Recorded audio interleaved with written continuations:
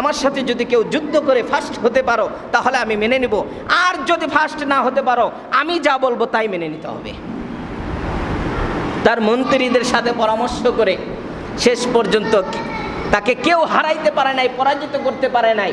উনি এক বিশাল এক আয়োজন করে জানিয়ে দিল যে আমি তোমাদের রব থেকে কোন জিনিসে আমার কমতি আছে দেখো, তোমরা যদি তোমরা দেখাইতে পারো তাহলে আমি তোমাদের কথা মেনে নেব, আর না হলে আমি যা বলবো তা মানতে হবে। স্বর্ণ, রৌপ্য, হীরা, কাঞ্চন, জহরত, যত প্রকার খনিজ সম্পদ আছে, যেখানে আছে, যেই অবস্থায় আছে, এই সব কিছু নমরুদ সব খজিনা, তার একটি সুরমা ছিল, সুরমা, এই সুরমাটা চোখে দিলে সে দেখতে পেত। কঠিন এক পরিস্থিতি না? এই সব কিছু উঠানোর পর বললো দেখো আমি সব কিছুতে শক্তি রাখি, সুতরাং আমাকে তোমরা রব হিসেবে মেনে নাও। রব হিসাবে মেনে নেবেন, এই পর্যন্ত স্মরণ রাখবেন। আমি জিজ্ঞাসা করলে আবার বলবেন। ইব্রাহিম আলাইহিস সালাতু ওয়াস সালামের বাবার নাম হলো আজর।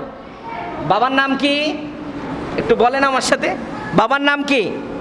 আজর। আজর মক্কা মুকাররমা, বাইতুল মুকাররম, বাইতুল মুকাদ্দাস এবং বাইতুল্লাহ, ইব্রাহিম এবং তার সন্তান ইসমাইল, এখানে ইব্রাহিম এবং তার সন্তান ইসহাক দুজন মিলে নির্মাণ করেছেন। এর আগেও অনেকেই নির্মাণ করেছে। সর্বপ্রথম আল্লাহ 5টি বা 3টি পাথর দিয়ে ফেরেশতা জিবরাইলের মাধ্যমেই মক্কা শরীফ তৈরি করেছেন। এরপরে জিনদের সাহায্যে তৈরি হয়েছে। এরপরে ফেরেশতারা তওয়াফ করছে, জিনেরা তওয়াফ করেছে, আদম তওয়াফ করেছে। এরপরে শীশ আলাইহিস সালাতু ওয়াস সালাম তওয়াফ করেছে। এরপরে নূহ আলাইহিস সালাম তওয়াফ করেছে। নূহ আলাইহিস সালামের সেই জাহাজ তওয়াফ করেছে। এইভাবে ধারাবাহিক আসছে। নির্মাণ হয়েছে প্রায় 10 বার। কয়বার? 10 বার। এর মধ্যে ইব্রাহিম আলাইহিস সালাম নির্মাণ করেছেন। এর মধ্যে কাফের একজন উল্লেখযোগ্য, তার নাম হলো হাজ্জাজ বিন ইউসুফ। কি নাম? হাজ্জাজ বিন ইউসুফ। ইনিও নির্মাণ করেছেন মক্কা। সর্বশেষ যে মক্কা, বর্তমান যে মক্কা আমরা আছি, এই মক্কা যা দেখি, এই নির্মাণ সংস্করণ করেছে হাজ্জাজ বিন ইউসুফ। আর এটা রং ঝং করেছেন ওমর ইবনে আব্দুল আজিজ। কে করেছেন? ওমর ইবনে আব্দুল আজিজ। কিন্তু নির্মাণ কাজের ভিত্তি বর্তমানেরটা যেটা আছে, এটা হাজ্জাজ বিন ইউসুফের। হাজ্জাজ বিন ইউসুফ জালেম একজন বাদশা ছিল। প্রায় 22,000-এর মতো সাহাবা নিজের হাতে হত্যা করেছে। নাউজুবিল্লাহ বলেন। কত হাজার? 22,000।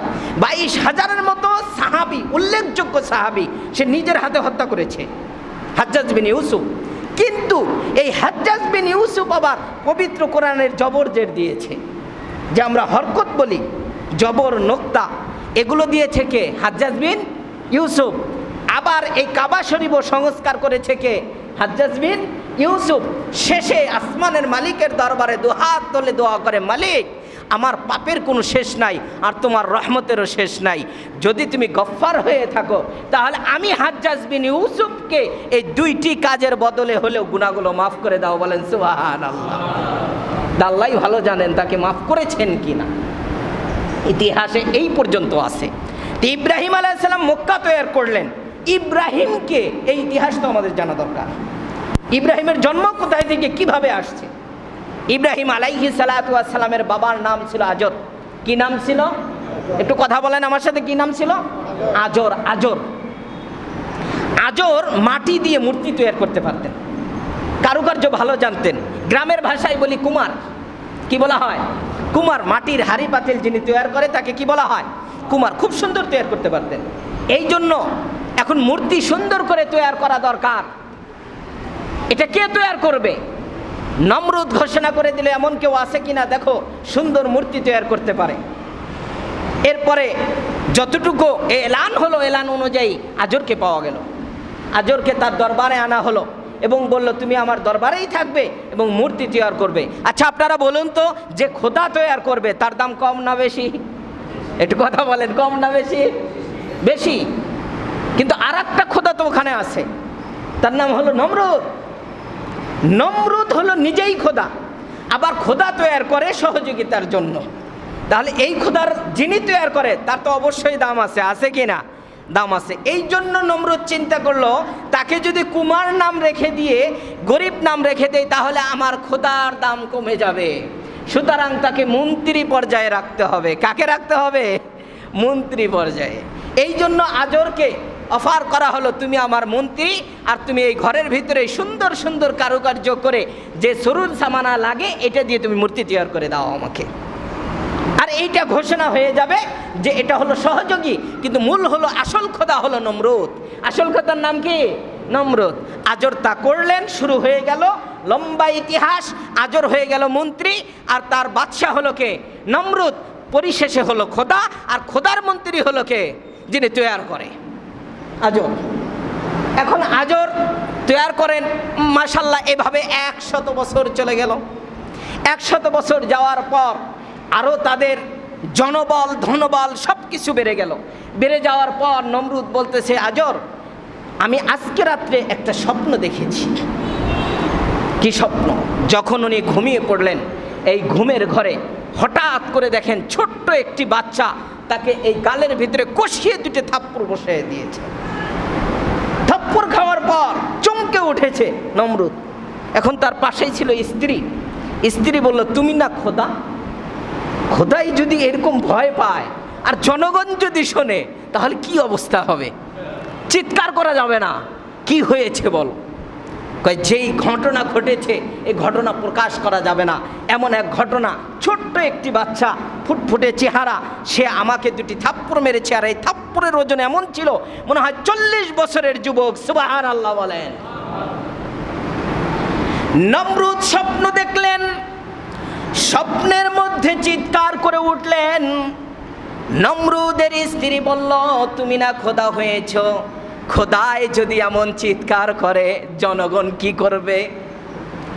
চিৎকার বন্ধ করো। কি হয়েছে ঘটনা? নমরুদের স্ত্রীকে ঘটনা জানানোর পর বলল, সামান্য একটি বিষয়, ছোট্ট বাচ্চা থাপ্পড় দিয়েছে, এর জন্য যেভাবে চিৎকার করো মনে হচ্ছে তোমার রাজপ্রসাদ ধন দৌলত সব শেষ হয়ে গিয়েছে। নমরুদ বলল, না না না, এই থাপ্পড় সাধারণ কোনো থাপ্পড় নয়। থাপ্পড়ে শিক্ষা হয়। মনে হয় যেন একজন মনীষী পৃথিবীর জমিনে আসতে পারে, কোনো একদিন আমার এই ক্ষমতা ছিনে নেবে, এই ভয় হচ্ছে। সকালবেলা 400 তারকা গণক পণ্ডিত, 400 খাদেম ছিল, 400 পণ্ডিত ছিল, আর 400 সেনাবাহিনী 24টা ঘন্টা নমরুদের সাথে থাকতো। যেখানে যুদ্ধের জন্য বের হতো 1200 প্রহরী নিয়ে নমরুদ বের হয়ে যেত। নমরুদ বললেন, ও আমার পাদ্রীরা, খ্রিস্টানরা, তারকা গণক পণ্ডিতরা, আমি যে আজকে স্বপ্ন দেখেছি, এই স্বপ্নের ব্যাখ্যা যদি তোমরা না করতে পারো, খুব ভালো করে জেনে রাখো, তোমাদের পৃথিবীর জমিনে শ্বাস বাকি রাখবো না। আশ্চর্য হয়ে গেলেন সবাই। 300 বছর পর, 200 বছর পর নমরুদ কেন এত ভয় পেয়েছে? নিশ্চয়ই স্বপ্ন সাধারণ কোনো বিষয় নয়। তারা তাদের গণনা অনুযায়ী তারকা গণনা শুরু করে দিলেন। সেই যুগের হিসাবটা এমনই ছিল, তারকা এবং চন্দ্র